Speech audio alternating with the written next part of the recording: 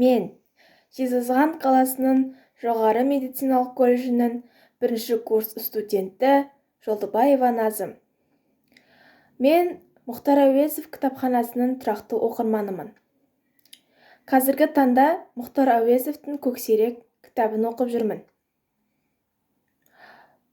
Қазіргі қолайсыз жағдайға байланысты бәрі электронды болып жатыр. Электронды пошта арқылы кітап оқуға болады. Сіз де карантин кезінде кітап оқыңыз. Көксерек кітабында шығарманың басты кейіпкері Құрмаш. Құрмаштың нағашысы Қасқырдың екі бөлтірігін өлтіріп, ең кішкентайын ауылға Құрмаш қалып келеді. Құрмаш оны өзіне асырап алады. Күндер өтеді. Көксеректі ауылдағы иттер оны ренжітеді. Кішкентай кезінде оған барлығы тиіседі, тамағын тартып алатын болған. Ал Көксерек кішкентай болғандықтан ол ештеме істей алмайтын. Бір жыл өтеді арада. Көксерек өседі. Өзін кішкентай бала кезінде ренжіткен төбеттерге қарсы шығатын жасқа да жетті. Ол өзін кішкентай кезінде ренжіткен төбеттерді өзі тиісетін болған. Ол өсе келе, ол Құрмаш берген тамаққа тоймайтын.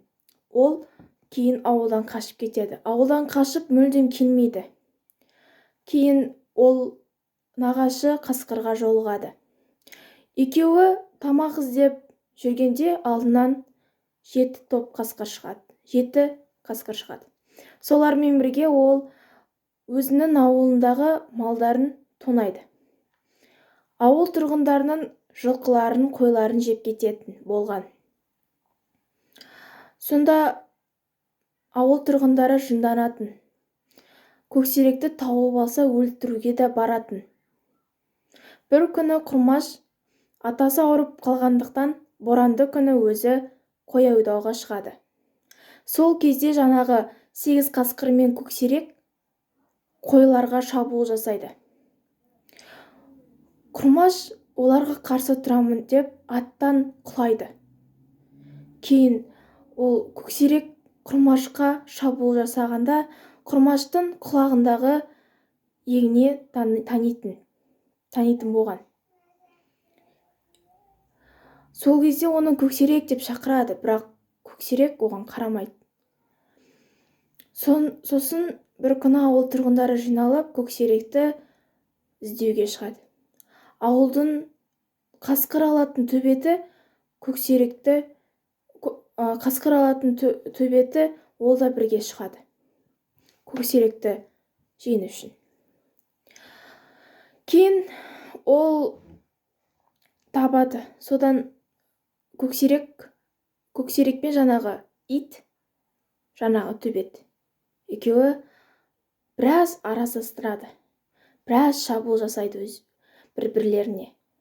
Кейін жаңағы төбет Көксеректі жиналмай баратқанда ауыл тұрғындары барып оны бауыздап тастайды.